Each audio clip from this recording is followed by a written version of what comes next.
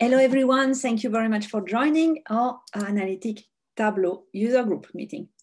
I'm very glad to be here. And yeah, for the one that is the first time joining this analytic user group, let me tell you why it's a little bit different.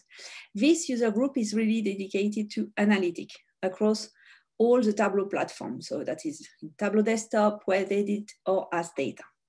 So we will be speaking everything about analytic all the time. And from time to time, we even welcome the Tableau team to show new analytic features. Last time, I think it was like about Web Edit. If you are wondering about our next or past event, you can always use this URL that you can see here. And I let you like the QR code so you can scan it. On this first URL, you have, and I think I can even like show it to you maybe, if I, exactly. So on this URL, you will see like our upcoming event. So the one from March is already opened, so you can register.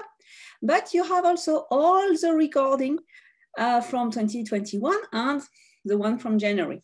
So you can have fun and rewatch them. They are in YouTube, but it's true that it's like easier that way to find them. And the second QR code is about our Tableau Public Forum, where I encourage you there to subscribe so you can totally check, have the announcements, ask each other questions. And I always post the different documentation from the speaker on this public forum. So, I have the chance to do this Tableau Analytic User Group with two awesome co-leaders, which is Sedal, that will be joining today, and Samantha. Samantha is not here with us today because, you know, we have like a different time zone. We are covering 3 time zones. So depending of the zone, I'm not here, Samantha is not here, or Sedal is not here. So Sedal, let me introduce you. Sedal, but you all know him, is a desktop specialist, a Tableau feature author, a community equity task force co-lead, and he's passionate about data and also drinking wine. I cannot wait to see you. I hope to see you on the Tableau conference, Sedal, that we can drink wine together. We'll see, yeah. Yeah, maybe not talking about sport, but yeah, I know that you're a big fan. Maybe you will want to tell us more about that. So myself, I'm leading the Tableau Center of Enablement for a Swiss bank. I love Tableau, my dog, and chocolate, and not on this order. I'm also co-leading a novel initiative that's called Data Plus Women in Zurich. And I have the chance here to be a Tableau ambassador. And we have also Samantha. Samantha is a data visualization lead in Brisbane, Australia. She's developed workbook, data vis strategy. And yeah, I really like Vizzes about Nintendo, but I think that Samantha is sleeping now. But she will make sure to watch the recording afterwards. Concerning our planning, that's what I said. Like, so here in February, we are like US and Europe friendly. So that will be also the case in March, same time. But in April, we will have an APAC Europe friendly. So the time is a little different.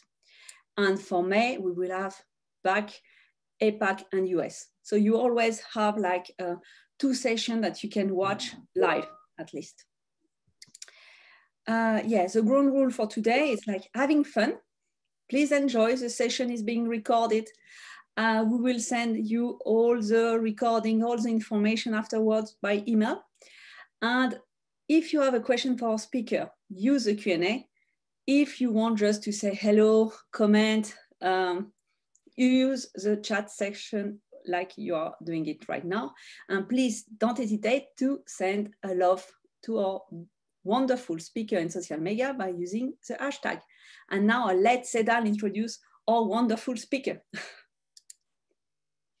Yes, thank you for that setup. As always, really happy to be here today and appreciate Alyssa for coming back after hearing me speak yesterday.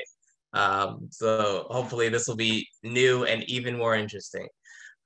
Today we've got three awesome folks who are going to be talking with us. Will is going to kick us off talking about dashboard requirements. We've also got Klaus, who's going to talk about using Tableau public templates, something I could definitely use more help with. And then Chimdi will round us out with some conversations on design tips in Tableau for visually appealing dashboards. And if you've seen his dashboards before, you know he knows a little bit about being visually appealing. So very quickly to introduce our first speaker, I think he might be a couple of slides from now. Will has won multiple Viz of the Days. He's a Tableau ambassador and newly minted executive director, dashboard product owner for JP Morgan Chase. If you're not aware of JPM, it is one of the, what I used to call the dream team for Tableau folks.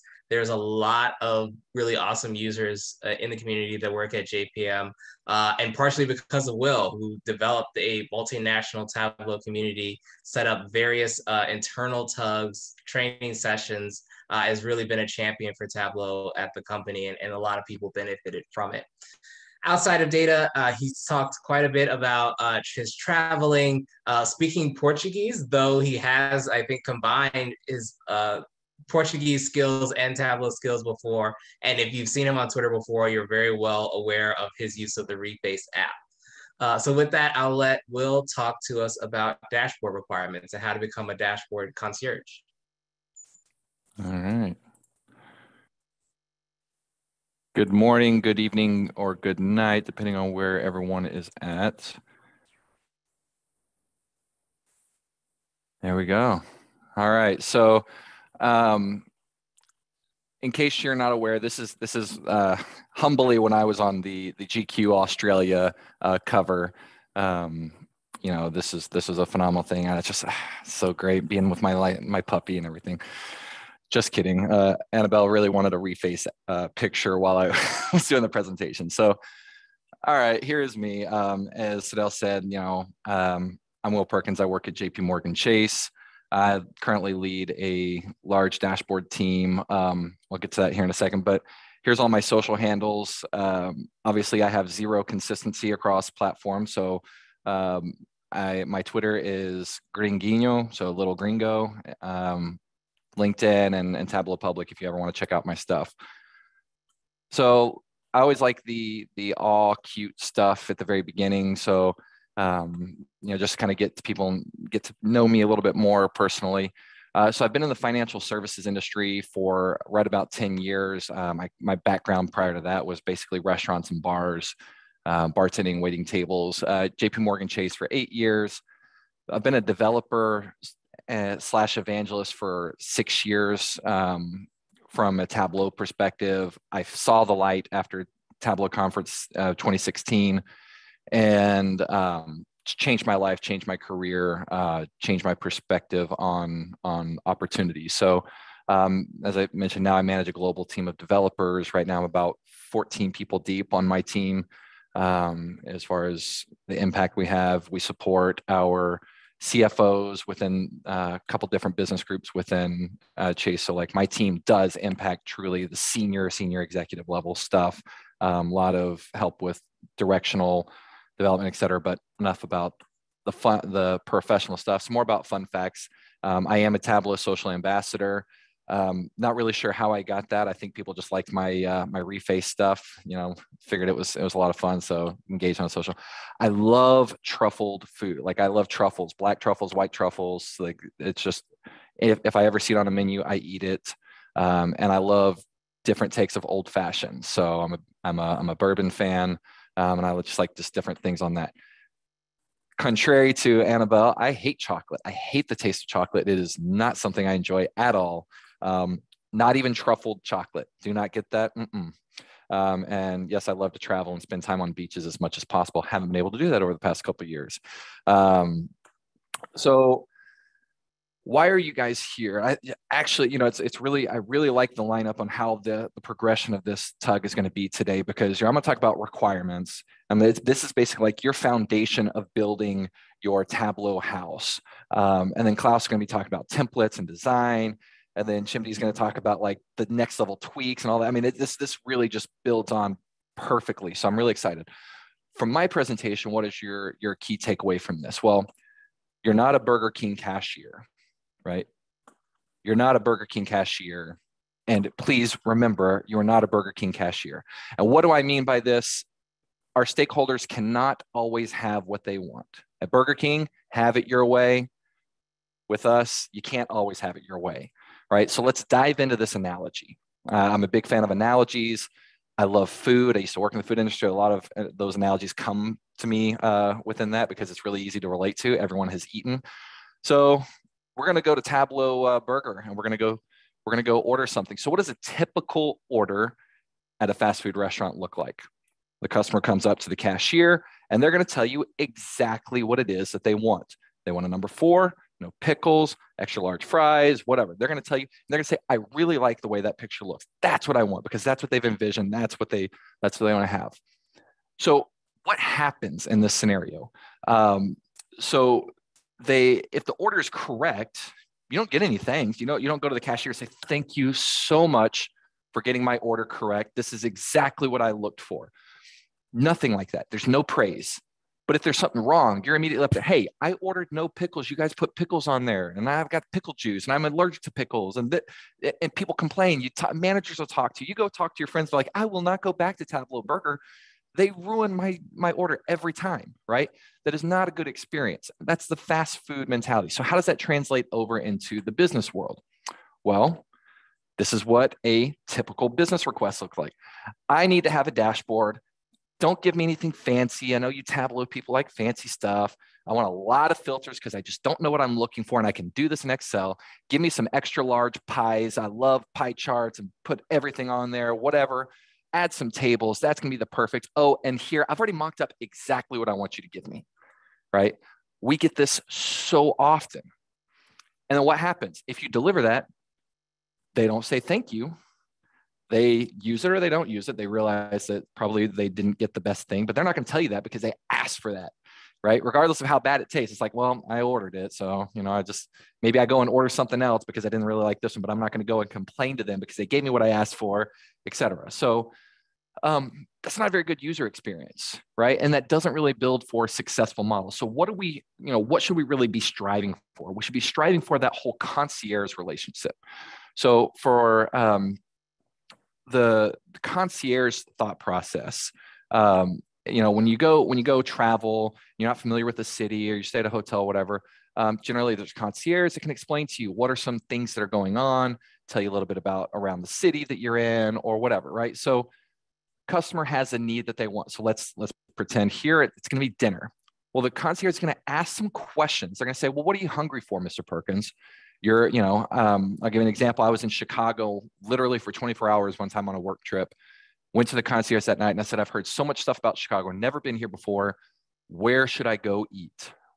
And the conversation was, what's your budget? Do you want Italian? Do you want traditional Chicago stuff that tourists go to? Do you want local? Right? He's really trying to figure out what I'm interested in. Are you driving? Are you going to take an Uber? Do you have a car? Or are you going to walk? Do you want to see the city? Those types of things.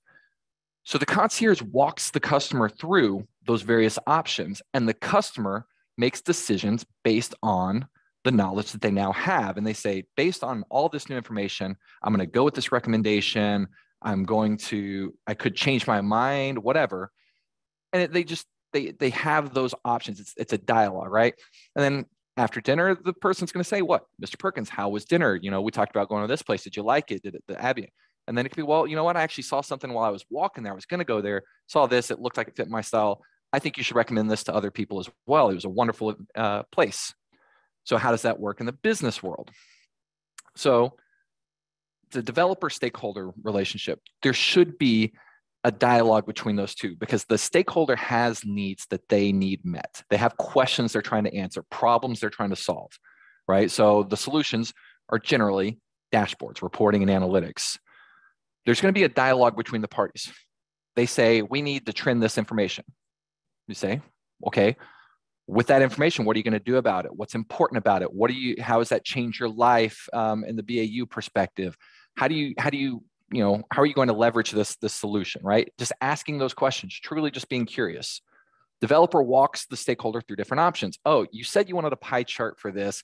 You're really looking for distribution. Do you care about scale? Do you care about ranking? Kind of talking about those different options. Here we can show some different elements here. Stakeholder is now able to make different decisions based on that new knowledge. Like, oh, I didn't realize this was a solution. I didn't realize that was an answer to a problem that I was bringing forth to you. And after delivery of the solution, there's generally feedback to the developer. Hey, let's iterate. I really like this, or this answered my immediate question. Now I've got 3 more questions. Let's start building on to the next level of this dashboard. So an example that I have, I really liked this dashboard. Now, this is definitely a Superstore mock-up that I've got on my public profile, but this goes back to an ask that we had from our CFO where she said, you know what, I've got my profit and loss sheet. I've got 5 different metrics that I care about, and I want a 6th metric that can be super dynamic where I can click on anything on the P&L and it just drill down to that particular metric. But these other 5, I want to focus on that. Well, between dialogues between the teams that were requesting this on her behalf and we were going back and forth and saying, and I realized, so why do you want 5 fixed? Are they always going to be there? Are they not? Are you going to change minds? Or are you not? So going through that interactivity of back and forth, I made all 6 of those windows completely dynamic, or we could fix them, but it's all based on the data. So like talking with them, it was a phenomenal experience where now this is super data driven and they don't even have to think about, downloading, updating the workbook, doing anything like that. So it's super exciting.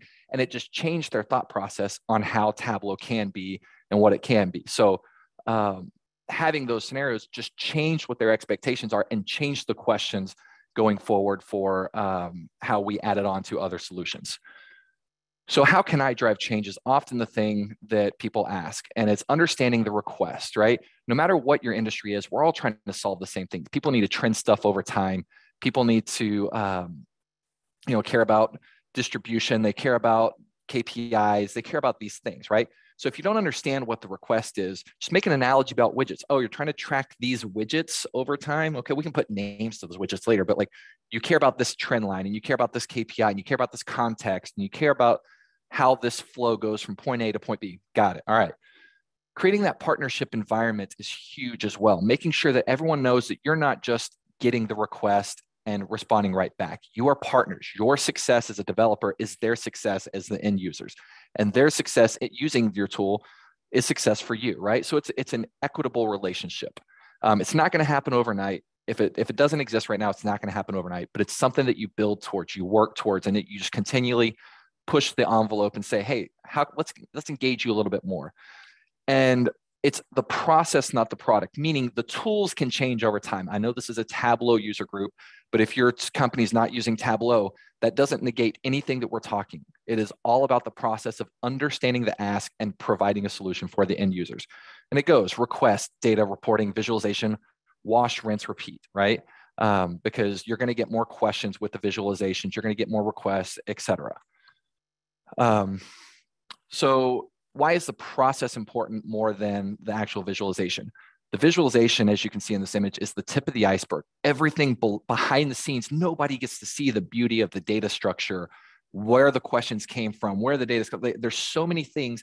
There's so many pitfalls that go behind it, especially like the bias, where someone says, "Oh, my metric is not red; it's really green because I feel that I'm doing better than I am." Regardless of what your data says, I feel that I'm better, so just put green in your data, right? I mean, there's different biases there. Why are anomalies showing up? Are you doing some controls there? Calls to action. It's not just showing an information, but how does somebody make an action out of it, right? So there's a lot of different things that go behind building a visualization. I'm not telling you that you have to get all of your requirements up front. Please don't go chasing water. Stick to the JIRAs and the sprints that you're used to. This joke kind of falls flat on some people because reference, I kind of date myself with waterfalls reference. So, but it's fun, right? This is an iterative approach. It can be agile, right? You don't have to say, I need all your requirements up front, and then I go off and build something. So how do you get to success? There's understanding the long-term vision of the requirements, understanding the technical aspects behind the build, understanding what the dashboard, like the security and governance model, that's a very big topic within the finance industry. Some people might not have as much concern about that in other fields, but just being able to ensure that the right people are accessing your data with the right access, with the right views, and then defining the UI and UX, right? And I do want to say success with the asterisk, overnight results are not guaranteed. If you're experiencing any trouble, please consult your team leadership. Side effects might include implementing, but are not limited to, inclusive work environment, open communication, improved dashboard solutions, and stronger partnerships with team members, stakeholders, right? So, you know, this is a treatment, right? So just like any treatment, there are also potential side effects to that. And these potential side effects are amazing side effects, very beneficial. You don't have to worry about any negative things. So understanding requirement visions. So things like this is understanding what is the goal of the dashboard? What is that dashboard really intended to be doing? You know, a dashboard doesn't answer 100% of all questions that could ever possibly appear. You have to have focus on them, because if you try to create a unicorn dashboard, you'll just develop something that doesn't work. A request can have multiple goals, and maybe those goals can be answered in a single dashboard or a suite of dashboards that are provided in that solution.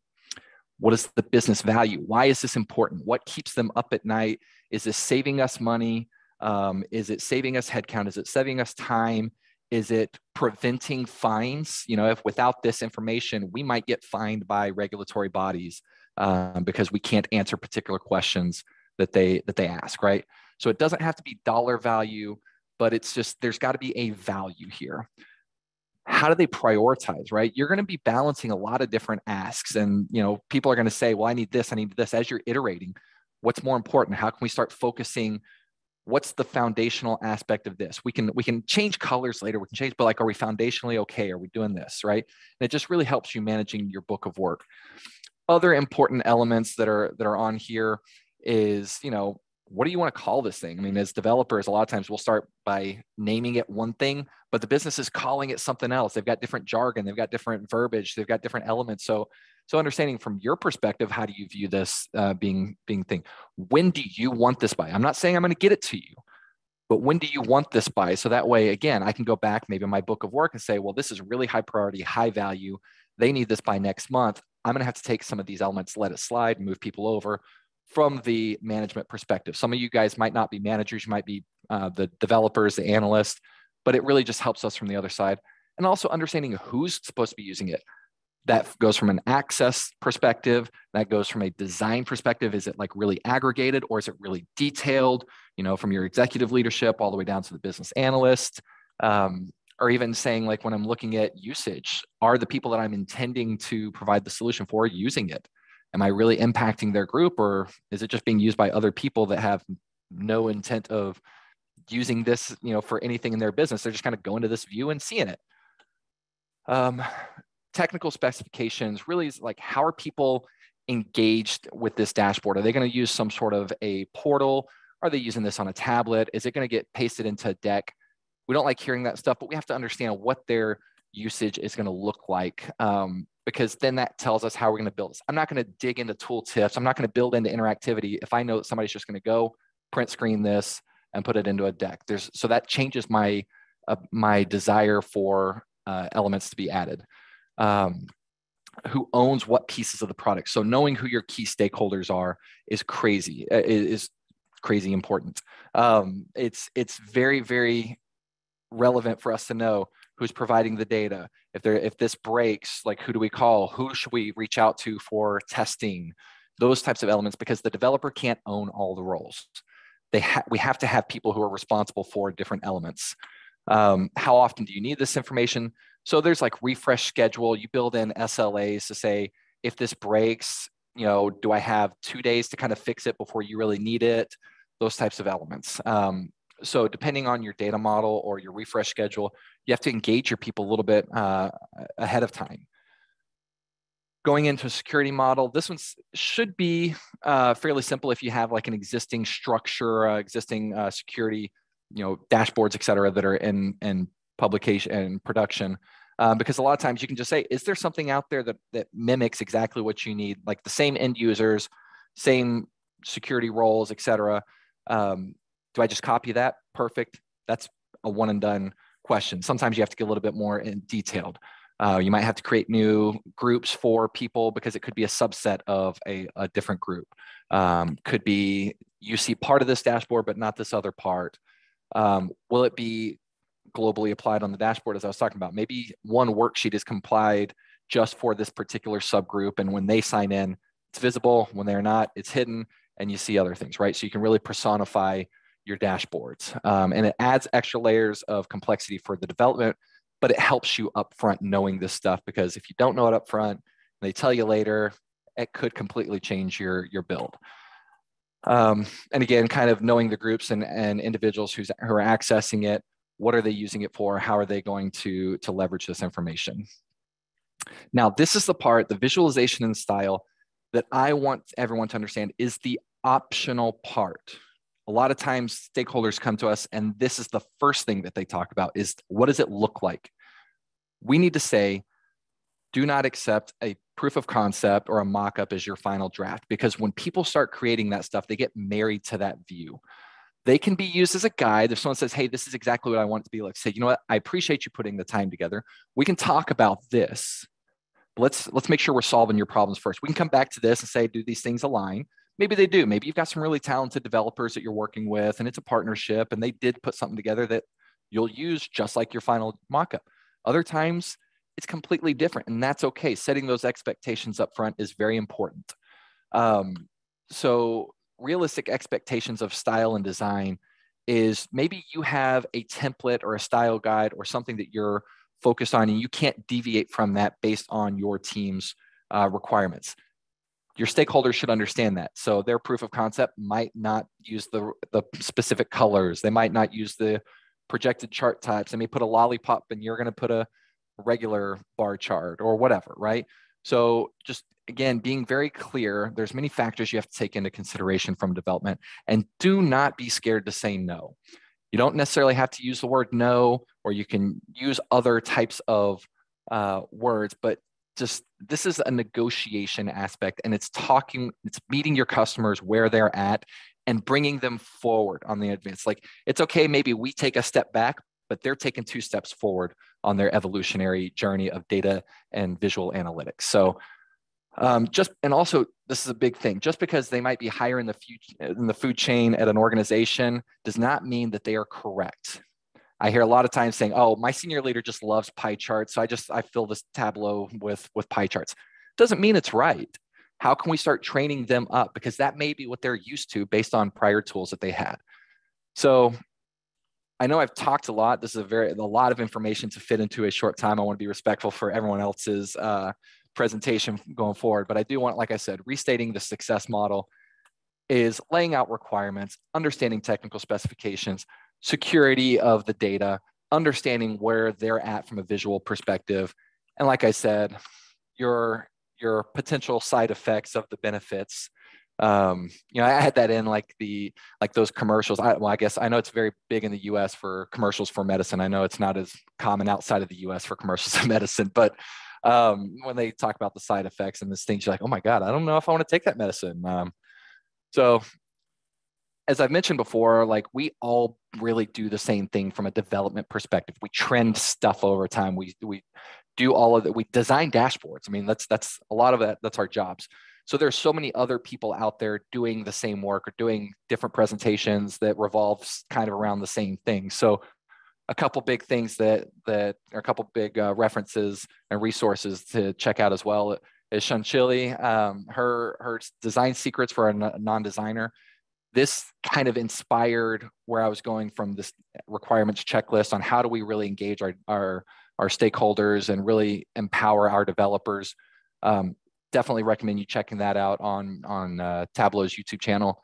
Judith Becker's how to start a new dashboard for clients' perspective. There's a lot of questions on there that aren't relevant to me because I'm inside the business. We have our own, we all use the same Tableau version, but there's things that maybe you're a consultant and you're trying to engage more active, you have more active questions that you need to understand before you can start really building. So I thought this was a really good thing. And, you know, I leave with this quote. I really like this. If you do what you've always done, you'll always get what you've always got. If what you're doing is not working, do something else. So basically, be the change that you want to be. It's easy to complain that your stakeholders don't care about your solutions, they're not using it, whatever. And if that's the case, how do you change that to make it to where you've now changed your goal, you've changed your objectives, et cetera? So that being said, I will stop sharing. And thank y'all. Thank you, Will. That was really, really helpful. There's a ton of questions. If you have a second, I'm definitely not only going to get to probably one of them, but if you have time to go in the Q&A, that would be really useful.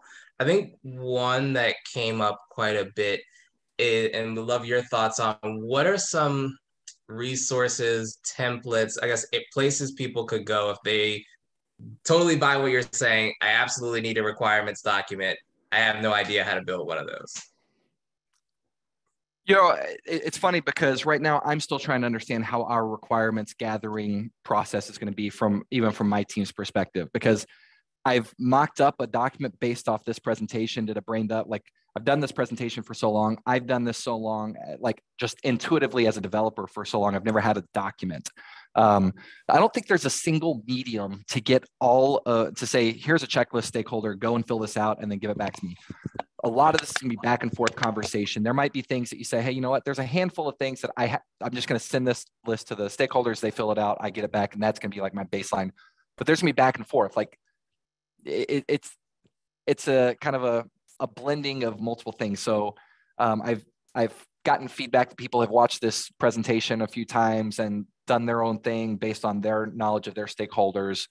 So there's nothing that I really know about, nothing I really know. There's nothing that I'm familiar with when it comes to like a particular document that says this is an end all be all document. I don't think that exists. To me, that's the unicorn. Yeah. Yeah, and I appreciate that, because another question that people got was, you know, this idea of, is it always necessary to kind of have that conversation versus, you know, sending someone a form and having them fill it out? And I think to your point, there's just so many known unknowns and unknown unknowns that a conversation is always just going to make better sense. I will champion getting your stakeholder on a call. It could be a 5-minute call or it could be a 2-hour call. But when you're communicating verbally, that messaging can be like, wait, I think I hear you saying this. Your intonation says something else. Am I understanding that the right way? Because back and forth emails, reading a requirements document, Sure. You can get lost in translation, not just using the same language, but like the English language, but are you using the same language in jargon? Are you using the same language when you're communicating? Because data visualization is a language.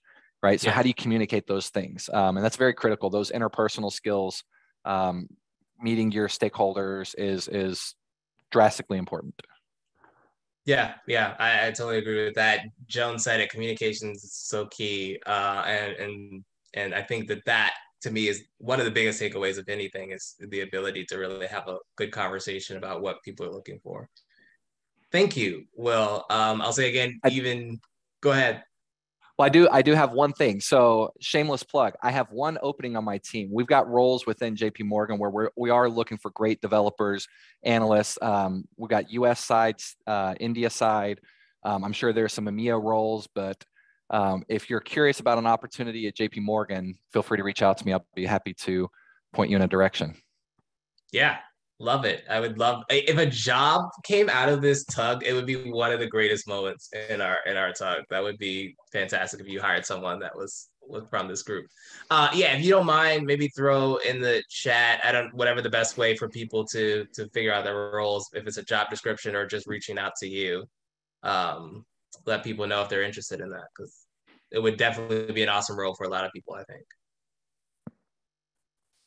Cool. Thanks again, Will. Let me grab the slides real quick. All right. With that, we're going to head to our next presentation from Klaus. Similar to Will, very established in the Tableau community, 3 times Zen Master, actually won the 2018 Iron Viz London. competition and is a professor of management accountant at the Munster School of Business.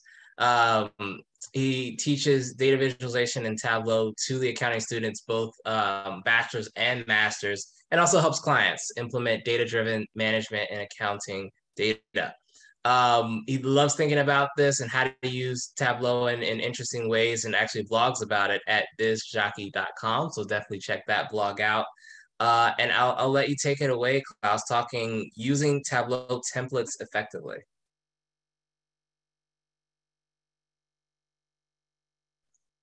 Thank you, Sidal. Yeah. I'm sharing my screen.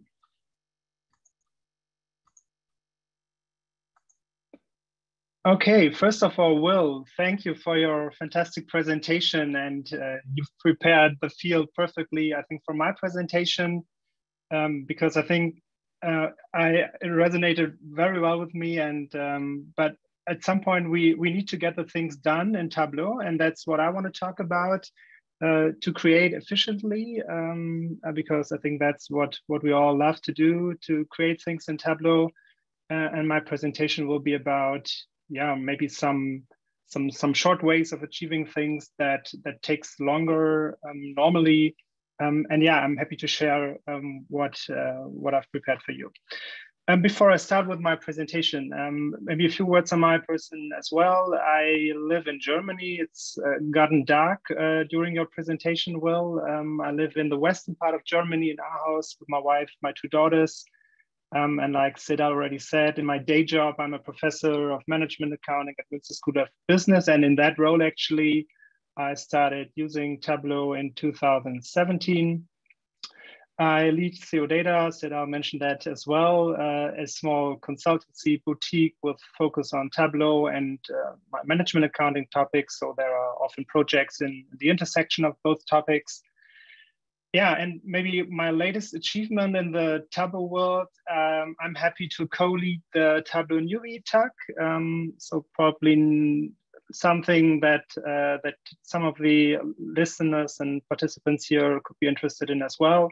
We'll meet next time in March, and I lead the tag with my friend and good partner Jim Denner, and we're looking forward to maybe see some of you there as well. For another presentation, I've sometime put together my data journey, and you see me. I've started in 2017, and I've put some important firsts for me into this onto this timeline. Started with Makeover Monday and all these community initiatives. Started blogging 2018. Berlin 2018, no, London 2018 was my first conference. Then I did TC sessions, which was great in Berlin, in Las Vegas. Yeah, and I'm leading the Tableau newbie groups since January. Okay, so I want to talk about this. And this is a empty Tableau book. And I'm going to start with this because I've asked you, how do you build in Tableau? I've asked on Twitter a small poll, and almost 2/3 of the people who took this question said, I always build from scratch. So I open a workbook, there's nothing in it, and then I connect to a data source. I start building out the calculations, the views, and then put everything on a dashboard. And that's how I built in Tableau. Some said 20%, I sometimes use templates. A minority of around 7% said I use templates a lot. And I personally, I developed maybe over time from the first person group, always from scratch. I've developed more and more to a person that actually is using templates, because it just makes your life so much easier, especially when you have things that you've created before. It just doesn't make sense to start over again and again. Some also said it depends, and it depends, for example, on do you build for work or do you build for private Tableau public projects? And These people said, okay, for work we use templates, or at work we use templates, and for our private projects we build from scratch because that's part of the fun, isn't it? Okay, with that in mind, I want to ask two questions today. So how do we actually use templates? Because that's maybe not so easy at all, because you can download lots of stuff from Tableau Public, but after downloading it, you're nowhere near to use that dashboard, that visual in production, because it just takes a few steps to adapt it to your use case or to your data, especially. And the second thing, once you've started using templates, you want to create own templates that can be easily reused and just reduce the time it needs to build things. Yeah, these are the two parts I want to talk about and show you some examples, and I hope you can take away a little bit from that. So let's start with using templates efficiently. And what I want to share first is this one. I've created this Sankey chart in 2018 in February, shortly before the previous Olympic Winter Games. Yeah, and I remember creating this thing quite well, because it took me lots of time. In my memory, it took like 3 or 4 evenings figuring out the calculations that have to be done to create a Sankey. Followed the blog, I think it was from Chris Love, and it was so well described. But when you just don't know or nothing or not so much about nested table calculations or how to prepare the data source, then it just takes time to build such a thing. I still like it, kind of. I probably wouldn't use a Sankey again for this kind of analysis. It's not even useful probably, but I like the design still, kind of. But don't judge me on that. I just want to show today how we can create such a advanced custom chart way easily. Yeah, I want to share my steps to how I would do it today in a few seconds. And I've actually never created a Sankey again after this one. So I did my Sankey and then I was done with it until I prepared this talk for this presentation here today. Yeah, and I want to use a template to create a Sankey. And when you go to Tableau Public and use the search for templates or Sankey templates, you will find lots of. Most of them are inspired by Jeffrey Schaefer, Olivier Caterin. I guess he's French. And most of them have actually been created by Ken Flerlech. I mean, this guy is incredible. Lots of templates you can download and use. I already mentioned that blog by Chris Love, and lots of other resources available. Yeah, once you've found yourself such a template, what do you do with it? Yeah, you download it. If you're lucky, there is an accompanying blog. Find that, read it, understand it. Ken, for example, often provides an Excel file where you can put in your data, then just connect to that Excel file, and it should work. Yeah? But when you do that process, you're not even close to using that you're in production, for example, because you want to add it to your database, you want to use the data you just have to use for it. Today, we want to do it a bit differently. We don't want to care about the table calculations. We don't want to care about the data model that sits behind it. We just want to use a template. And therefore, I will guide you through a 7-step process. We will download a template. Then we will have a look into the TWX file, which is, surprise, actually just a zip file. So in the zip file, there sits a hyperfile. We will connect to that hyperfile. We will replace data sources. Lots of things can happen when you replace data sources. We all know that. There will be broken fields, not a problem at all. We will connect our own data and then replace some references, and we will get a nice Sankey chart. If you want to learn about these steps in detail, just go to my website, codata.de. I think it should be the latest blog on the list where I described these steps to connect to any suitable template. And what we're going to do is that I take two of my favorite templates. And the first one is the date logic template from Robert Rouse. So Robert is creating the typical date ranges, current month, quarter to date, year to date, whatever, and comparing it to the previous period. And I'm taking a template from Ken, the multi-level Sankey, and build. Again, don't judge me on that. I will build a fancy Sankey sales composition overview with lots of different date ranges we'll take a look at. By using the templates and putting everything together quite quickly. I've prepared a video and I will comment on that video because I just cannot do things in Tableau and talk at the same time. So I will just comment what I've prepared for you. Okay, and we will really start from scratch. So I'm connecting to a data set. I'm using a sample superstore here, can be anything. The KPIs I'm looking here at will look familiar to you.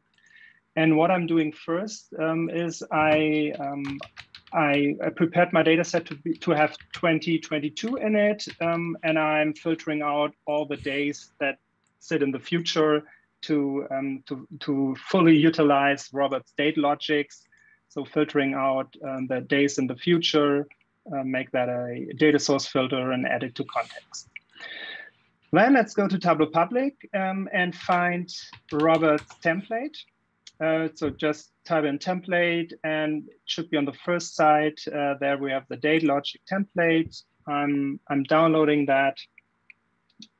So we don't have the time to read through it. Take the time and just, it's really super cool. And it saves you so much time. I'm opening it. And for this first template, I'm actually not following the 7 steps I've just mentioned, but I'm just picking away 2 of the elements from this dashboard. So this is the date range label. I want to use that later. And Robert has a bar chart in it. I want to use that as well to just see if my calculations work. I'm copying that, paste it into my workbook. And you see now I have 2 data sources. I'm replacing the data source and things will break, no problem at all. I'm closing Robert's data source and now I have both in my data source. The date field will be my order date. And Robert's measure was the customer's billed. I'm using sales instead of that. So replacing reference is a super cool feature. Then for my Sankey, I need to be the measure. I need to have it on row level. In Robert's template, the measure, the current period value is already an aggregation. So I'm getting rid of that aggregation. Then the comparisons between current and prior, I'm bringing in the aggregation for this calculation. So some current minus some prior. And the same for the relative change. I think I don't even need that in my later visualization, but just to have everything in place and my calculations are done. Get rid of the color here. Then let's have a look at the bar chart. It broke because I changed the calculations for current and prior. So let's rebuild that. Put the current as a discrete field here and on columns and as well, and prior on detail to build my bullet chart. And that is looking good. Yeah, now let's have a look at the date comparison parameter, current month, current quarter to date. So everything works as it should. Next step, I'm looking at Ken's template. It's in the first row, downloading that. And now I'm using my 7-step approach. I'm downloading the template. And while it opens, I'm already looking into my Finder to find the TWX. And the trick to unzip it is just to change the extension to zip. Yeah, I want to do that really. And then unzip the folder. And in the folder, you'll find the hyperfile. There it is. I'm copying the dashboard into my dashboard where I have my Superstore data. I'm hiding all these sheets again because I don't need them. And again, I'm connecting to that hyperfile. It sits in the zip folder. So find that zip folder in my downloads, connect to that hyperfile. And there it is. And now I'm bringing in Ken's data source, the extract, into my data model. And I just use the relationship feature. And I'm connecting them on a relationship calculation on 1 equals 1, which is then eventually building a Cartesian product in the view. Yeah, so everything is still there. Now let's change the data sources. So get rid of the Sankey data source from Ken's workbook. This takes a few seconds. And again, things will break. Not a problem at all. Let's find the fields, the original fields from the data source. In this case, it is path. So there has happened some name changing, and we just need to find the correct path variable. And the same for T. There should be a differently labeled T somewhere, and we have our Sankey back. Now we can get rid of the original data source, and everything sits in our sample Superstore data source. Now let's just replace references. So Ken is starting with step 1, and the first step should be my region, and you see the Sankey already updating. Second step should be my region. Third step, I wanted to have category. So I'm actually comparing sales from two dimensions. Fourth step is segment. And the fifth one will be ship mode. Okay, that's it.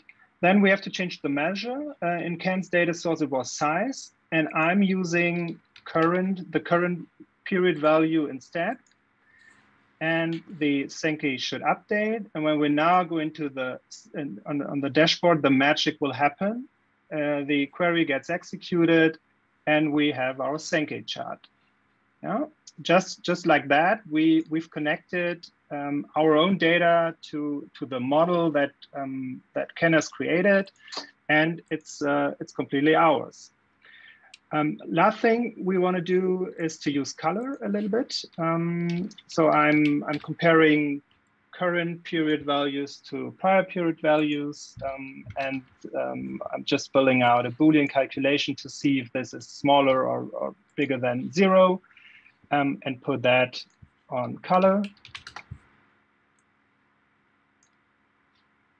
Yeah, in this case, it isn't. I want to have that option in a light gray, maybe. Oh, that's maybe too light. Give it some more color. Yeah, that looks good. And just apply that calculation on all objects. So again, putting color here for the country and region combinations. So everything is still positive.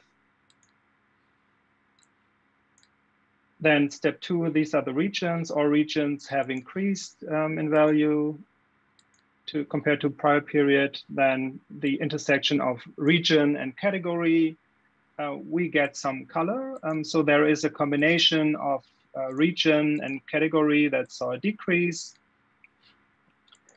And I will just do it. You see, most of the time, the formatting takes most of the time. This one is the category, I'm sorry. Then the intersection of category and segment. So in which segments did we see or do we see a decrease or increase? Yeah, just let me complete all of these and then we're done with that. This is intersection of segment and ship mode. And the last one, the ship mode. Yeah, we're good. Now let's bring that cool date comparison parameter from Robert to the surface. We can get rid of that white space parameter, don't need it anymore. Now let's give it a label. I thought I felt a sales composition overview would sound quite cool. So that's my title here. I'm also decrease the font size a little bit. Then let's show my date comparison parameter. Give it another color and decrease the size of the parameter a little bit. And we're more or less good. Now let's move that parameter. Oh, it sits within a container. Takes a second to realize. And let's see if it works. Now let's change that to current quarter to date. And it updates and we see the change that happened. Okay, cool. That's the view we want to have. Now let's bring in the date range labels to just show everyone what we're looking at. And we're more or less good. Give it some more space to breathe.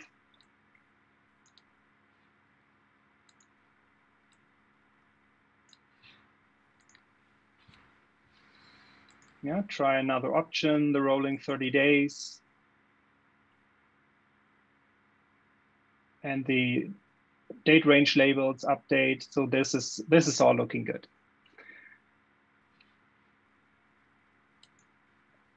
Yeah, so just like that, 11 minutes, we took 2 templates from Tableau Public, connected it to our own data, and just like that, you can use multiple of or many of the templates available on Tableau Public. Yeah, when you look at this maybe, and when you start using templates this way, you automatically start about thinking how to design own templates just to make your life easier. And this is what I've also been doing for the past month.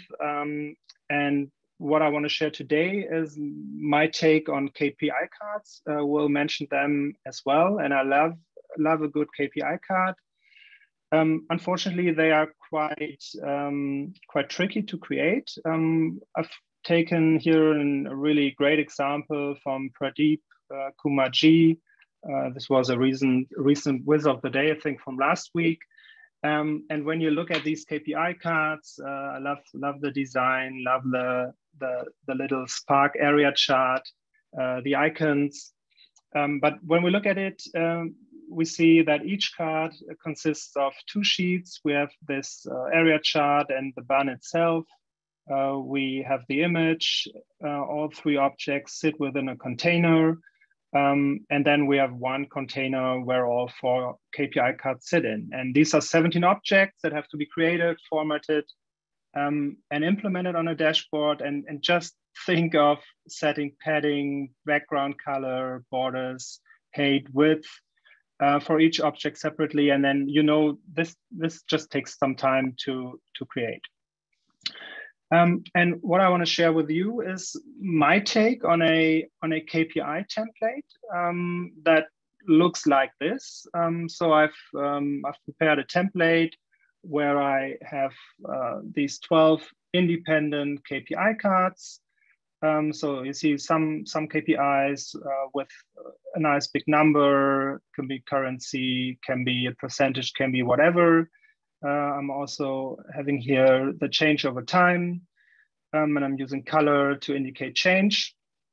And part of this template now, and this maybe brings me a little bit back to what Will talked about. I'm using such templates also to talk with the stakeholders about requirements and different design options. And what I've implemented in this template is different or settings to change the layout of this.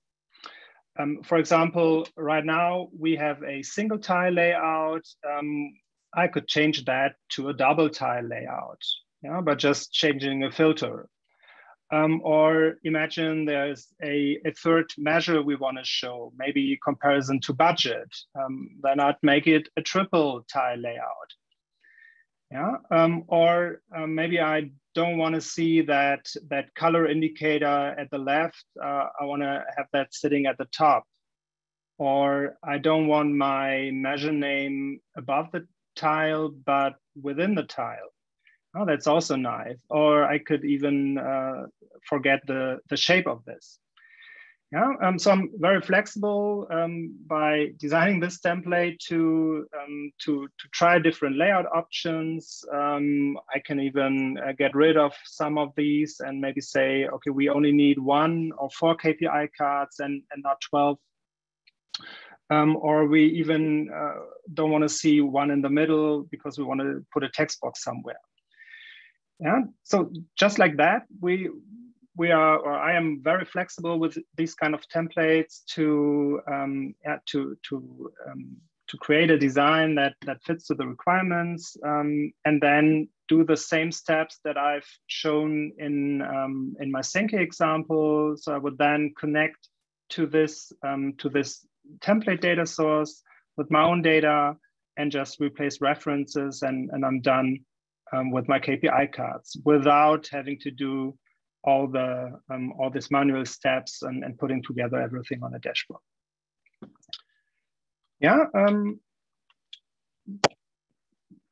To wrap this up, maybe, and this is maybe also a takeaway for you to when you start thinking about creating own templates. I've put together my top 10 recommendations to create useful and usable templates. First one, design for unaggregated raw data. You will see that when you play with different templates on Tableau Public. Sometimes they are based on pre-aggregated data and they don't work with aggregations within the workbook. And when you then plug in your data and, for example, transactional data, then it just doesn't work. Second thing, do all the necessary calculations in the workbook. I mean, a template just doesn't work if some of the calculations have been created outside of the workbook and the template won't be usable.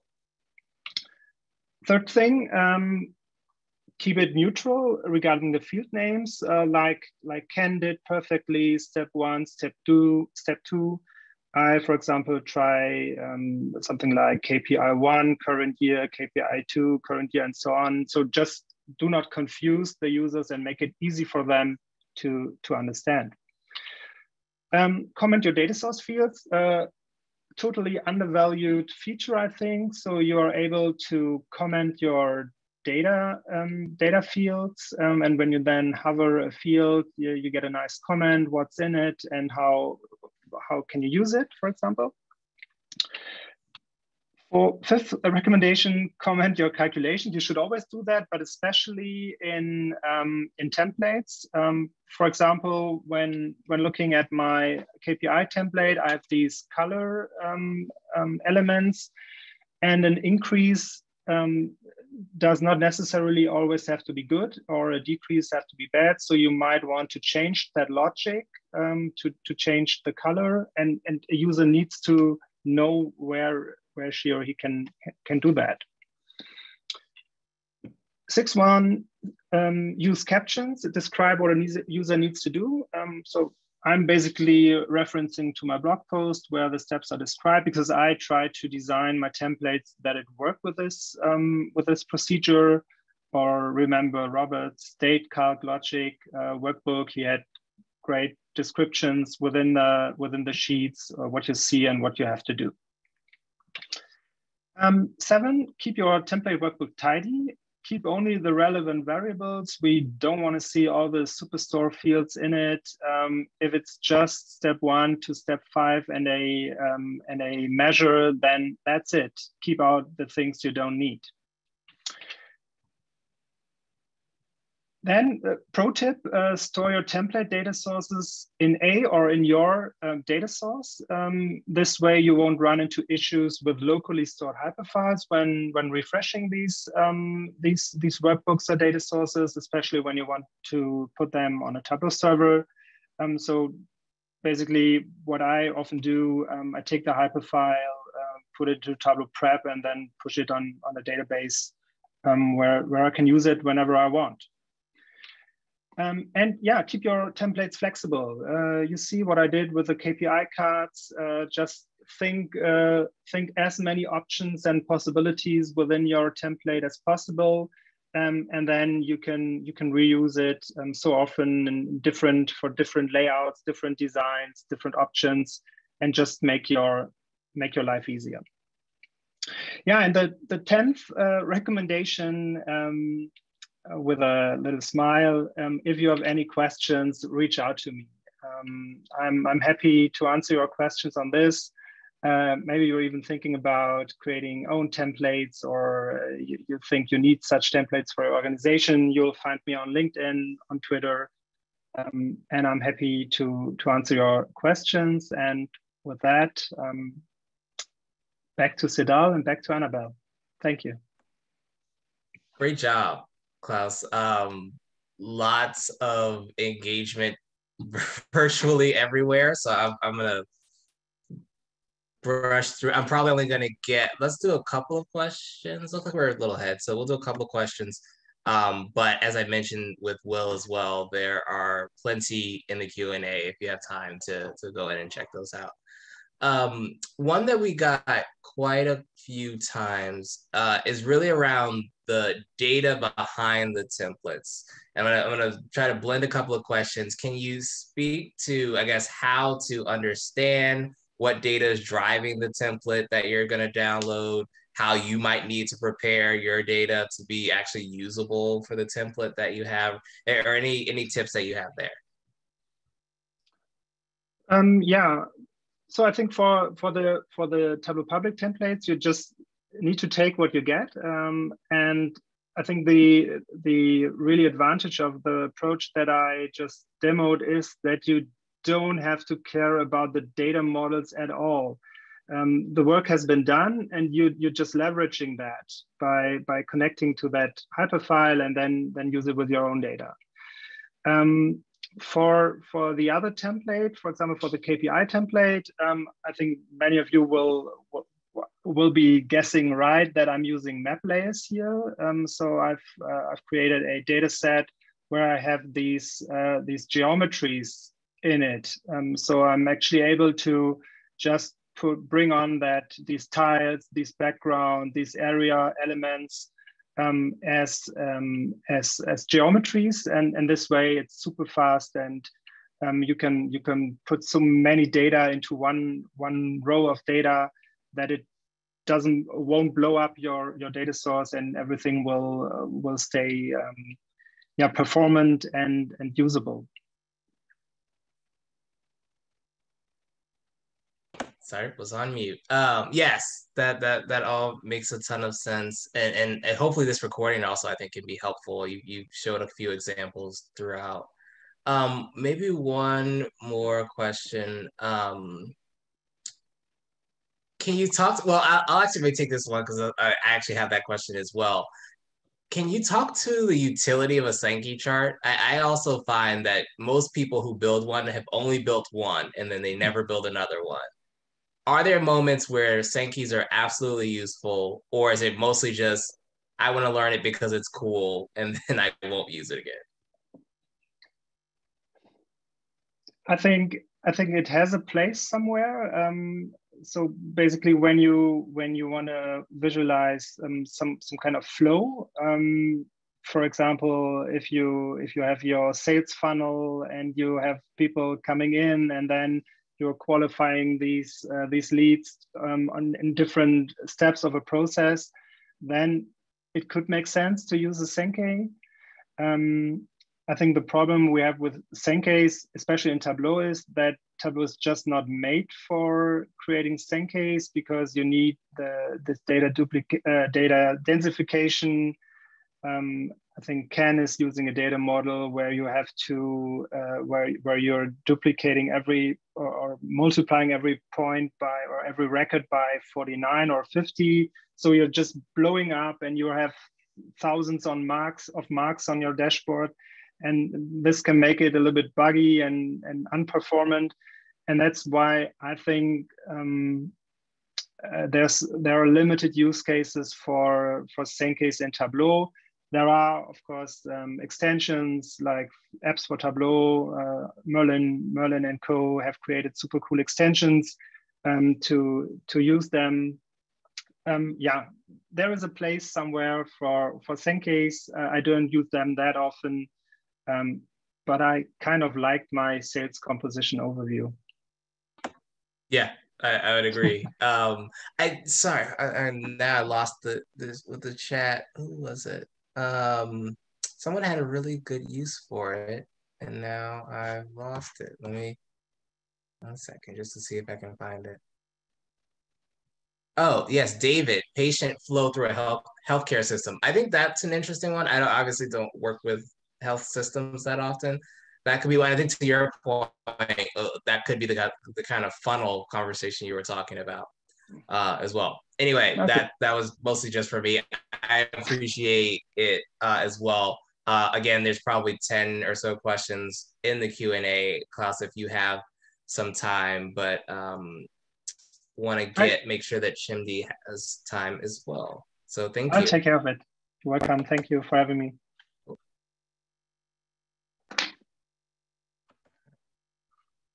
Grab this.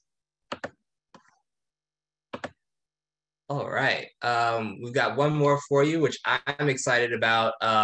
This is my second time watching Chimdi Viz this week, so I'm having a very good week. Chimdi is a 4-time Viz of the Day, 4-time Vizzy winner. I believe that was all in 1 year. Tableau ambassador, Iron Viz finalist, and data viz manager at Post Media. Chimdi's an artist at heart, and you can see it in his visuals. He believes in harnessing the beautiful data viz design that makes users more receptive to visual insights. He is fighting the battle against Excel export requests with one data viz at a time. I think we're all fighting that same battle. And Chimdi really enjoys constantly experimenting with data visualization styles and techniques that leverage Tableau in addition to other tools. I'll let Chimdi introduce himself a bit more, but would love to hear more about design tips in Tableau for visually appealing dashboards in business. Thanks so much for the introduction, Sadell, and thanks to everyone for being here today. So far, great talk. So I'm hoping I can contribute, some value as well. And before I present, I'll just talk a bit about myself. As you've seen, I'm a data viz manager at a media company in Canada. And so we have a lot of internal clients who we're developing data vizes for. We also have some external clients who we're developing data vizes for.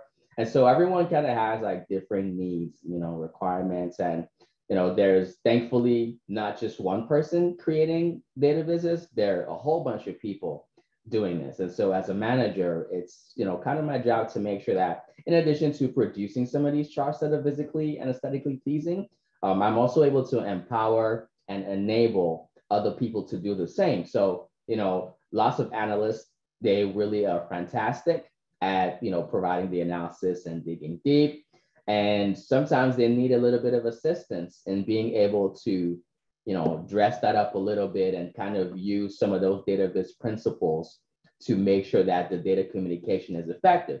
And that's, especially where I come in. We have a robust team of BI managers and analytics managers. So everyone kind of has to have that united front.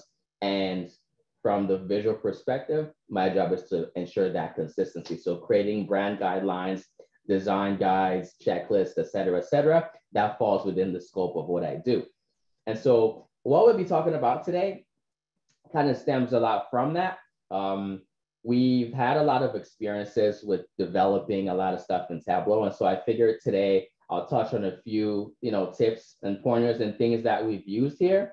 And, just a bit of like a caveat, it's not necessarily only going to be focused on design. I just kind of found some cool techniques that we tend to do, which aren't necessarily design specific, but of course they can help you in providing, a great dashboard for your viewers.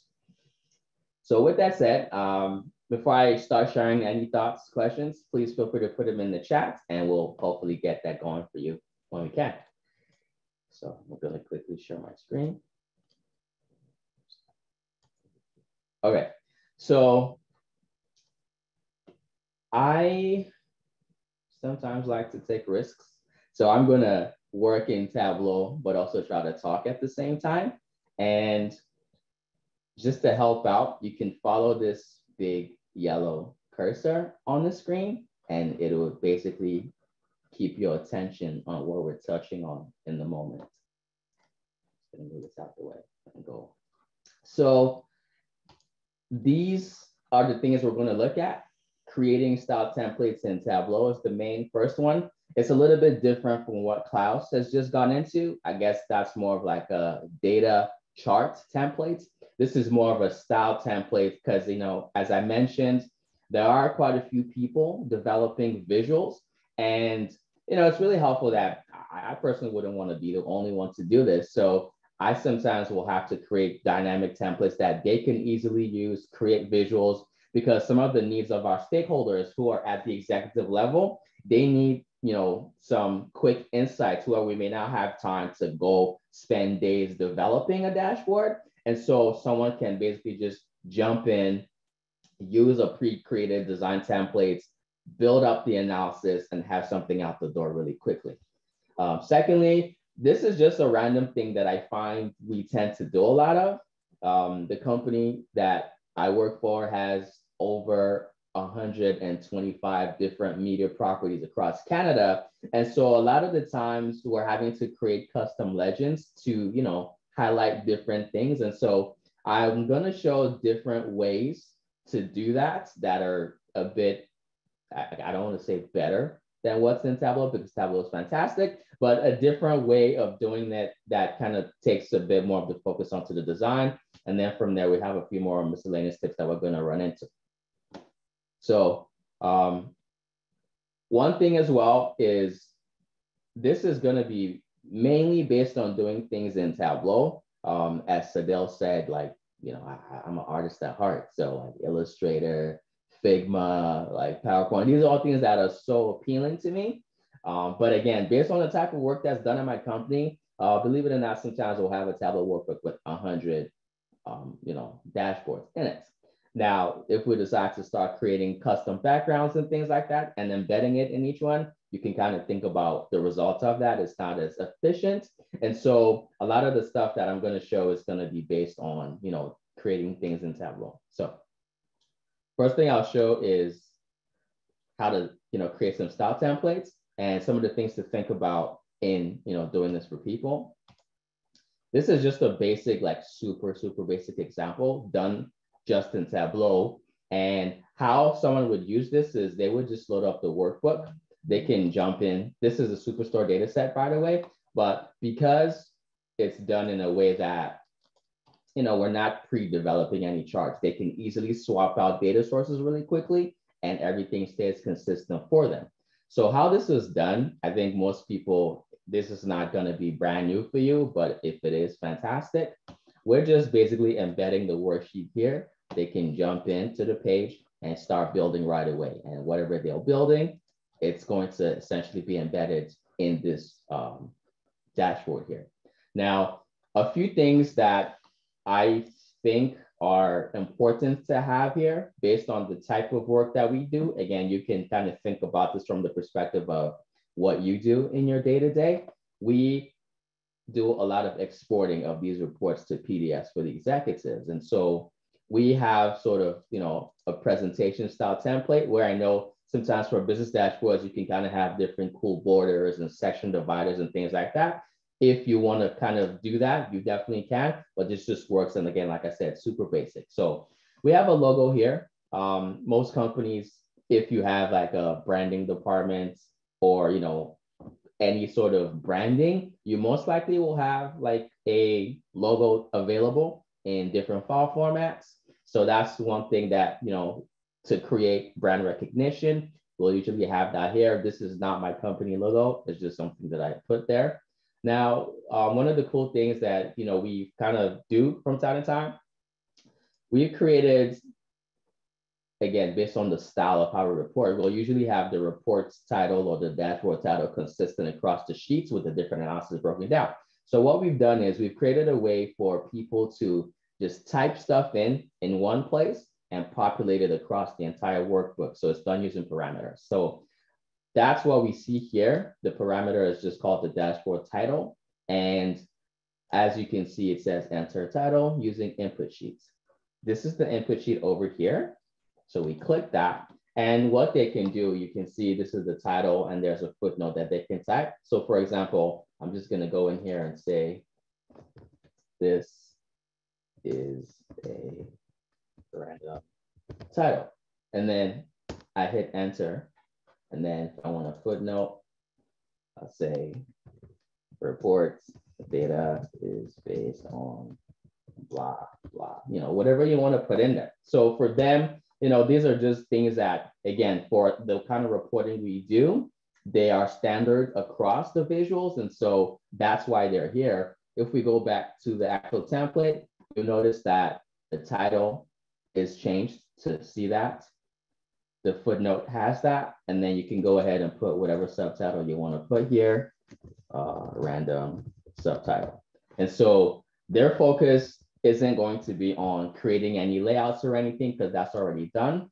And speaking of how it was done, this is basically just a blank container with a background color added. This is also another blank container with just no color for now, but of course, if you want to, you can basically put gray. Obviously, you would need to get rid of these lines here. So one thing that's helpful for that, you just go to the padding, change that to 0. And so, sorry, that's a 0. And then, you can see that that's kind of just changing, the look of everything. So that's like the general idea. This over here, again, just another small trick that, again, building this in a design tool would be easier, but for Tableau, you kind of have to get creative. So this is essentially just a line with a height of 2 and the width of the entire sheet. That just mimics a border that you can use that in different ways. You can do a vertical or horizontal, whatever you want to do. So for example, we have this as horizontal. If you want to go vertical, you can easily just swap, let's say maybe 800 here, and then the height, width would be 2, and then you can say height maybe 400 or something, and then you can just move that out and place it like wherever. So now you have like another middle border. So that's just something, again, you can do to create some, division across the dashboards and use that sensibly based on whatever layout you want. So that's just one way of doing this. We have the dates here that's also dynamic. So again, they don't have to think about what's today's date. It's already embedded. And how we did this is we have another parameter that has the current date so that the date on which the report is created shows up automatically for them each time. Let me just go to sheets to show how that was done. We have a parameter that's called today's date. And all that is we've taken a field that's called today's date. And all we've done you go over here, you edit just to check that out. We've just done today, essentially. So whatever day it is, that's automatically populated in there for them. And again, that just makes things dynamic while creating consistency for them in that. Of course, you can do the same thing with 2 worksheets where you can show 2 different analyses. And again, this is just based on how we tend to present. We tend to focus on 1 or 2 visuals per slide or per sheet.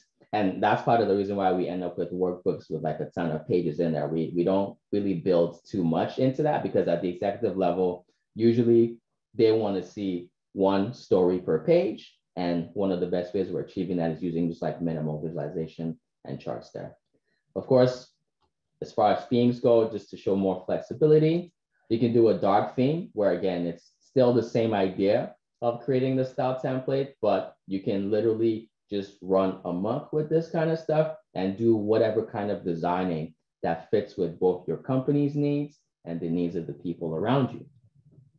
So that's it for the style templates. And like I said, there's just different types of layouts that you can play with. It's just basically one way that you can create some easy layouts for people who may not be as style oriented, but still have a desire to remain consistent in terms of branding and styling there. Now for custom legends, like I said, I mean, Tableau legends are fantastic, but one of the things we do, we always build custom legends. And so this is just a view that's been developed using the Superstore data. It just shows technology by, profit by segment and category. So just to illustrate the difference of why we tend to do this, I'm just going to pull the default legends. So you click this arrow here, you go legends, you go color legends. Now, this is great. Like it's not actually, let me make that look. It's not terrible, but in terms of visual hierarchy and typography, we tend to keep the text in our legends really small. But Tableau has the squares really small, and the only way to sort of try and increase the sizing is to increase the text sizing, but we can see now the text is just really gigantic. So let me take this back to like normal. We can format the legends. I think usually the default is size 9. So this is really small. And again, it's not a bad thing. Just for reference, we're building dashboards like 1800 by like 1200. So these are gigantic dashboards, and the legends then become very small for us. And so we say we need ways to still have the legend prominent enough that the user can see what they're looking at, but also not irrationally, just like if we go 16, like the squares are still getting big, but the text is just too much. So that's one of the reasons why we do this. How we actually do this from a technique perspective, we got creative. I'm just going to go to this particular sheet here. So we're using placeholders. Placeholders is just an amazing technique in Tableau that allows us to essentially just create shapes and objects and whatever we want to in the view. So we have the segments where we have them ordered in a particular way, but we're hiding the headers. And we have the segments on the text labels so that we can see this. And the cool thing about this is now we have this as a circle, but if you want to, still kind of stick visually to what Tableau does by default, you can actually make this into a square. So you still have that square look there. You can go shapes and basically do like different things with the legend. That again is just a small design tweak that gives you more control over the dashboard, and you can incorporate whatever visual appeal you want to do with that. So that's just one way of doing a custom legend. Another way that we do this is, again, here we have just a map still with Superstore data created, showing profit per US states. And for this, we want to see, okay, we have the profit each state, but we want to break down the states into different regions. And so again, with Tableau, kind of the same idea. We don't want to use the default legend. So we've created our own legend here by the region. And so how we've done this, very similar. We've got placeholders in the column shelf. We've got the regions in the row shelf. And then we're using Gantt bars. to kind of occupy the whole space so that we have that triangular look. What we've done differently though is for the sizing, I'm just gonna remove this. So this is what this looks like initially, but just a small tip there, double click into the marks pane, just type whatever size, 100, put it on the size and it just occupies the view. If you go into, the header here, one thing we did is the axis is edited to be fixed to that particular size. That way it takes up the entire view. And again, it's just to create that visual consistency there. So that's the second way of doing this. There is one more way, which we tend to utilize a lot. And that's by actually incorporating a chart as the legend. So we have the same view as before, but rather than just showing the regions, we're now saying, okay, you can look at the individual states, you can look at the distribution of profit across the states, but now you can actually also see the total profit across each region while also using this chart as a guide to understand what are each region. So you can see that the West, this is the total profit for the whole region, and then just that bar length and color just creates that additional connection. So it's just another way of adding some customization into that. And we tend to do this a lot where we want to keep, the focus on the main chart, and then we have a smaller chart that kind of adds some additional information, but also doubles as a legend to get more context on this initial visual. So next, we're just gonna jump into a few things that I tend to encounter a lot when designing data vizzes. And so some of this, again, are just basic tips that you may know, you may not know. I tried to see if I could give kudos to where I learned these, but genuinely, I couldn't really remember a lot of where this stuff came from. I've just been using them for so long. So if you know anyone who was the pioneer of any of this stuff, just remember to give them their flowers and give them the due respect for that. So the first tip here is the scenario we have. I use map layers a lot. It's a really functional, thing in Tableau. But one thing that tends to happen is when we build a chart and we size it up to the maximum, for some reason, like we have this pie chart built. It basically just has like the, profit for each segment with the size of the pie chart showing across the segments. And we have the total in the middle there. And this is essentially the largest size that it can go to. But if we wanted to put this on a dashboard, it's basically just going to be like a small visual. And so one of the things that we do to increase the size here, which we've already kind of seen initially, we can go here, we just type a number, let's say 100. And then we take that and put it onto size. And we notice that it just gets a little bit bigger. And then we can go here and do the same thing, 100. You can use any number basically to do this. Put it on the size. And then now we have a much bigger pie chart that still maintains the ratio of the angles, but is a lot more visible because of the sizing that we've done there. So that's just one trick. For the next one, what's there? We have padding bars. All right. So here we have a view that's built, subcategories, sales and profit across each subcategory, where we have sales in blue, profit in yellow. Now this is great, just looking at the surface, but if we think about like data viz principles, we have the concept of grouping where we want to keep like stuff together, but these bars are just really mashed up together, like profit, sales profit, sales profit, sales profit, and you have to kind of, it's not as easy to see the differentiation across categories. And so a cool way to deal with this is to add some extra padding between the bars. And how we would do that is we would go into the measure values, which is how we built this view. We would double click here, measure values, and you can go sum of null, hit enter, and it just adds extra space into the view. So now you can see the differentiation between the phone subcategory, the chair subcategory, the storage category. It's a lot easier to digest visually, where the first was not terrible, But I would like to think that looking at it this way is just easier to process visually.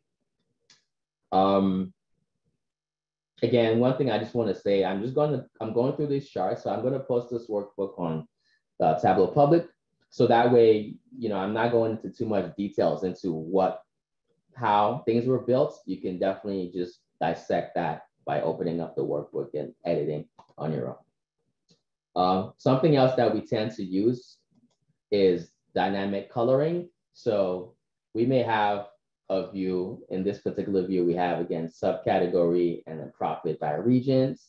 Currently, it's colored by these segments. But what if we want to color by something else? Let's say category. You can change that. Want to color by region? We can do that. I mean, the region titles are already here, but this is just for illustration purposes. And so how would we go ahead and create that dynamic parameter? We essentially just have a parameter over here that we've created, edit, and we just have whatever measure or dimension we want to color by. We have that in here. So segments, category, region, we click OK. And then we now have another calculated field that actually does the work for us. So it's called dynamic colors. If we go and edit it, how we would see it is we're using a case statement. So case dynamic colors, which is the parameter, when region, then region, segment, segment, category, category. You can do this however you want to based on whatever dimensions you have available. But the whole idea is that rather than creating multiple views and trying to, have everything colored differently just to highlight whatever you want to highlight, you can actually do that in one sheet by using a dynamic parameter to color the different things that you want to see there. Another tip that we do a lot of, because we show a lot of bands to our executives. This one is more about coloring the percentage changes based on like positive and negative changes.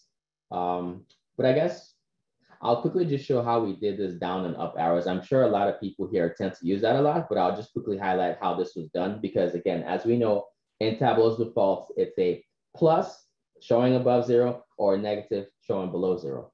How this was done is essentially we have the year-over-year change calculation that's being shown over here. And what we've done is when you right-click on it, you hit Format.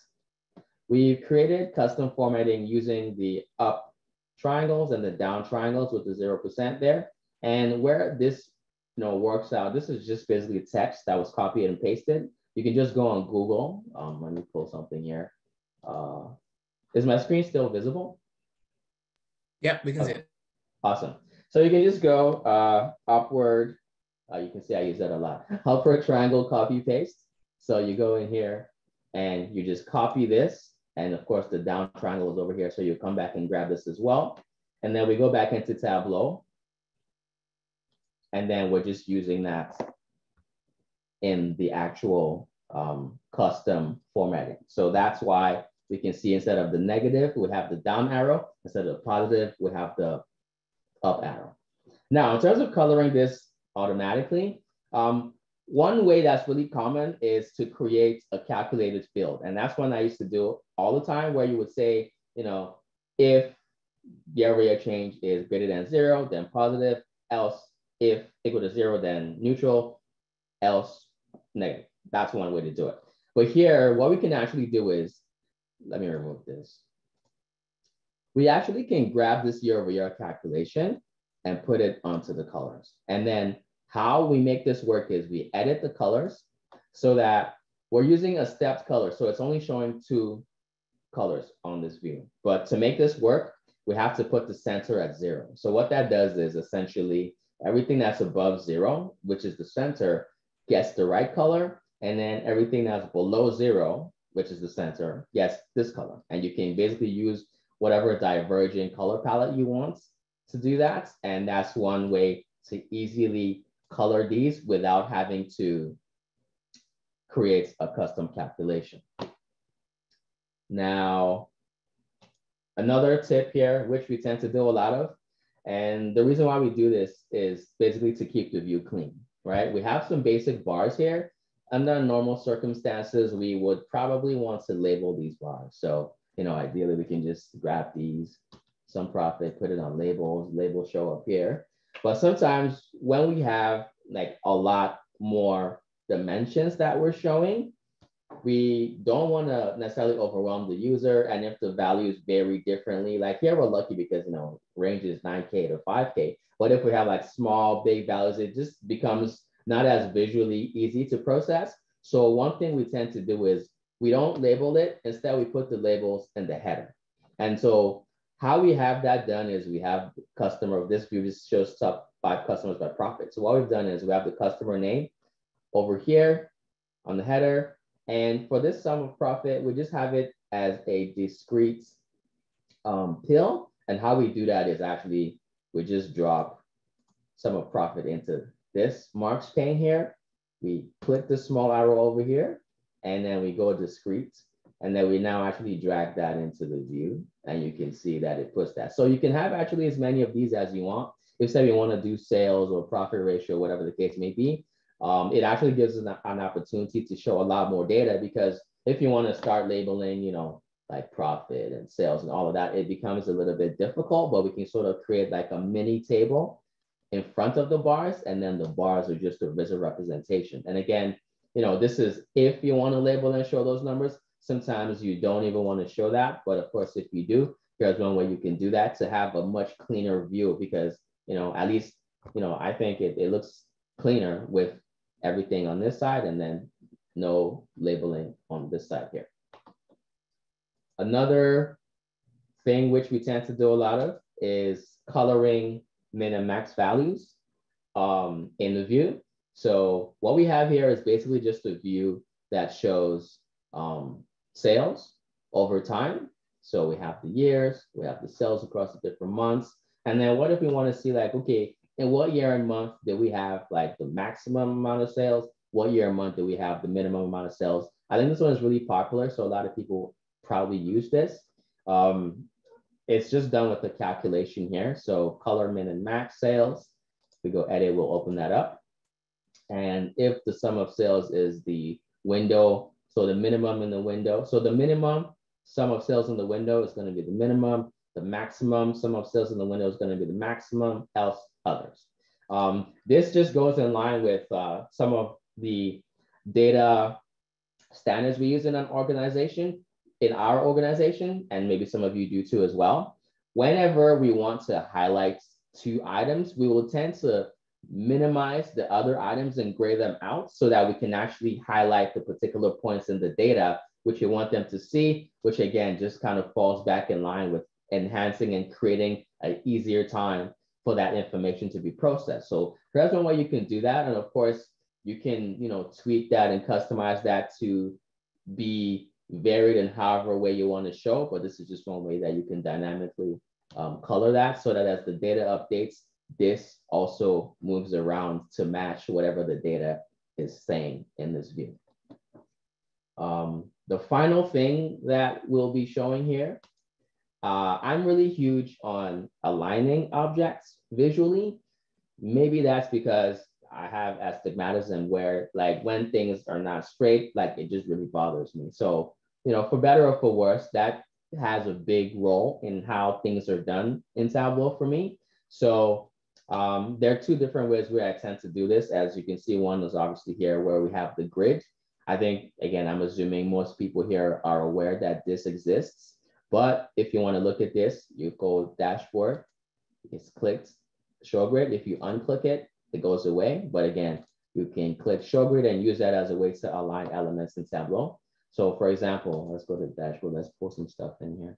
So let's pull in these bars. I'm just going to remove this since the legend is not our focus. And again, if you're tiling objects, this does not apply. This is just, when you want to float stuff. And that's one of the reasons why I actually like to float stuff sometimes, because you can align them a little bit more cleanly. So floating, I'm just going to put this here. And let me add, okay, let me add this one. Floating as well. I'm just going to remove these legends because not to focus. All right. So what we can do here, again, one of the things with alignment is, it really helps to create even spacing around charts. And so how we can do that is, let's say we want this to start around the third square, then we have that 3, and then we can put this here as well. So we have 3 here, 3 here. No need to like struggle with that. And we can do this here, 3 here. So now you can see like even space around things. You can use the same and then put this over here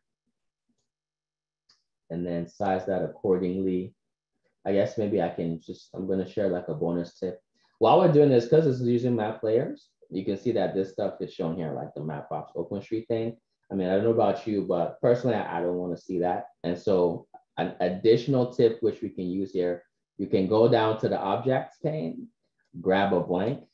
You also float that and you put it on top of that. So it just gives a much cleaner look. And this is a white background, so it's easy to go into the layout pane and go to the background and change that to white. But let's say it wasn't a white pane. One thing you can just do is you go here, you go to the background, you go more colors, and you can pick screen color. And let's say we want to color it, let's say the background was this blue. We could just click here, and that way everything just matches. And so for the user, they can't really tell the difference there. But since this is white, we're going to go back to white. So again, as you can see, we've kind of aligned these using the grid. The other way, which I personally like the other way better just because it's quicker, I'm going to just de-align this, if that's the word, move this out of place. So now I can start. I'm just going to put this however I want to put it. I'm not going to pay too much attention to the squares. But what we can do is we go click here, we can click on the layout pane, and this X and Y position, this is what's very useful for doing that. So let's say we want to get this guy at the same level as this. We can just click on this, and then for the Y, I believe that was 144. And then boom, we have it at the same height level. Let's say we introduce some random text. Let's just say random, whatever, that's not how you spell random. Random for black. Okay, let's float that. So we have this all the way here, but I want it to maybe come down here and be in alignment with this. So what I can do is we can click here on the particular charts. We click on layout so we can see what are the positioning in Tableau. Now I can go here and align X690. So we can go 690. So it's down here. I guess we can just pull this down. Do that again, 690.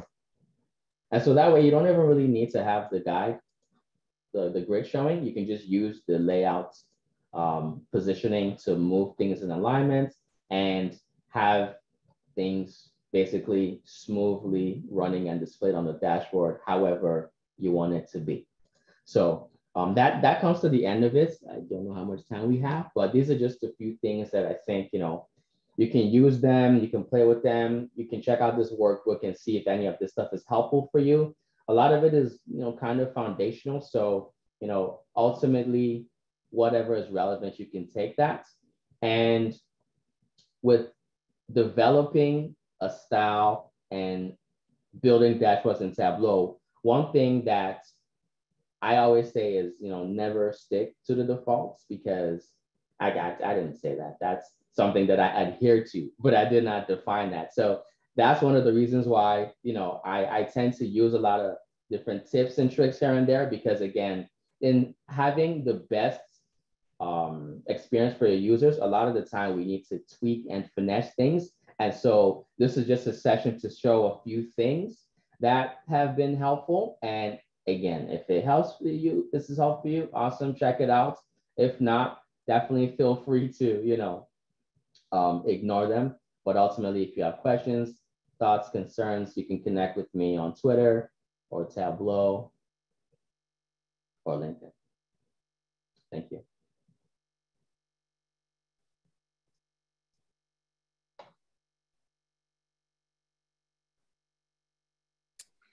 Sedal, do you want to ask some question to Chimdi?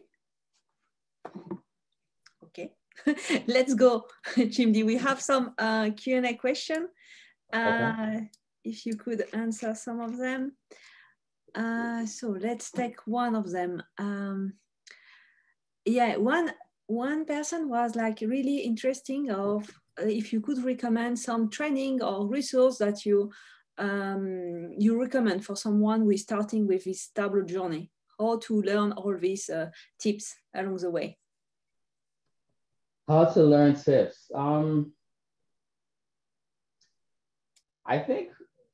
I guess foundationally, one thing that has always been helpful is as things pop up in the wild, you know, you're browsing through Tableau Public, you see something, just go into the workbook and try to edit it and look at what exactly was done. Usually there's a technique that is behind it all, which you can follow and just, you know, uncover on your own. Or one thing that I feel is helpful, again, it's not always on the go, but the Tableau conferences tend to have, like, I'm a really big fan of like there's a, what is it called, I think, speed tipping or something like that. Speed tipping. Yeah. Speed tipping. Okay, there you go. Yeah, it's a session where, you know, there's a lot of cool things that are shown in Tableau that you may or may not know, and different people tend to host it every year. But I think it's been around for, you know, every year that the TC has been around. That's one of the places where I know for sure a few things have popped out that just seemed like magic. And in terms of just technical stuff, I don't know if you know, like Andy Kriebel, he's like a data coach. His YouTube channel, his Tableau public profile is one of the most diverse that exists today in terms of Tableau technical skills.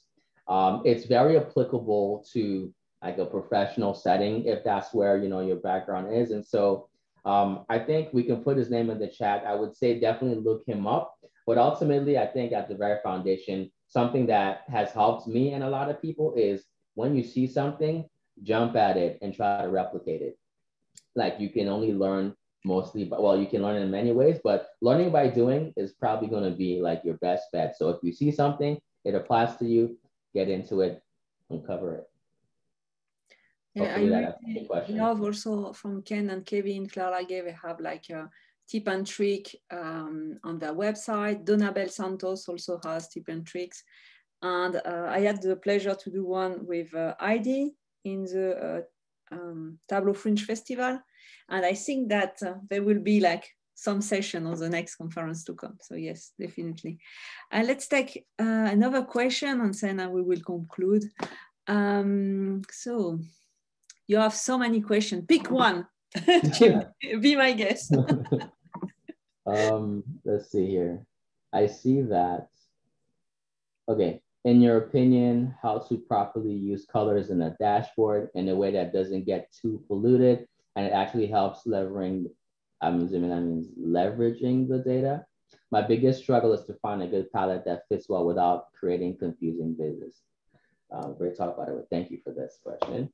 I think as far as colors go, there are a few resources online that before I had to adhere to a brand coloring in my company, I would always go there when there was a bit more free reign. In my personal business, I do go there. There's like coolers online where you can actually create palettes on the go where it factors in combinations that work well in terms of visually. There's also, actually, I'd say that's the only one that comes to my mind right now, but ultimately, that's one way. Another way is like, I learned this from Judith Becker, actually. If you have a picture that looks visually put together, you can basically just have that as a background and just pick the images, pick the colors out of the picture, because more likely than not, like a painting or a photo or something like that will usually have some kind of visual unity in terms of the colors. But if you want to just have palettes generated for you that work well, then you can use Coolors. I believe it's coolors.co. Maybe like, let me see if I can put that in the chat there. That's one way. And then ultimately, I will try to update the workbook that I have here, because I do have some resources on color and choices and things like that. It's just not coming to my head. So I'll update it in the workbook that was shared here.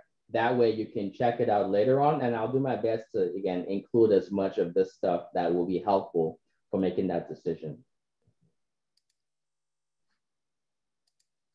Hopefully that helps answer the question. Yes, that will be perfect. Thank you very much. And we will, let me just check where I am now. We will be sharing all your resources afterward by email. So for everyone who asked me if we will share like the presentation, the links, we will try to have like a global email with all the information that is useful.